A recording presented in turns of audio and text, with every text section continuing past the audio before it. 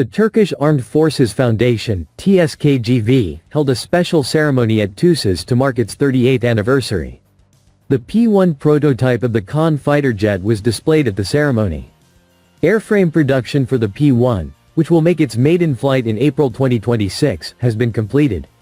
Following metal and composite cladding, wing assembly will begin in the coming days. During the ceremony, Thai management team also posed in front of the P-0 prototype of the National Combat Aircraft KAAN. The outline of the P-1 is expected to be revealed in January. After this phase, ground testing will begin. The aircraft is scheduled to make its maiden flight in April 2026. The first flight of the second prototype, designated P-2, is targeted for July 2026. Thai continues to work on another prototype to be used in ground tests in addition to P-1 and P-2.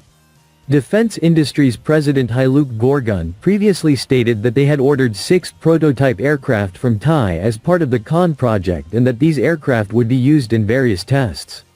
Gorgun stated the following: "We placed an order with Thai for 6 prototypes of the KAAN aircraft. Thai started producing these 6 prototype aircraft in order to conduct different tests in parallel and quickly move on to the mass production phase." As part of the KAAN project, a contract for the procurement of 48 aircraft was signed with Indonesia at IDEF 2025. This agreement made history as the first international procurement contract for KAAN, Turkey's first manned combat aircraft.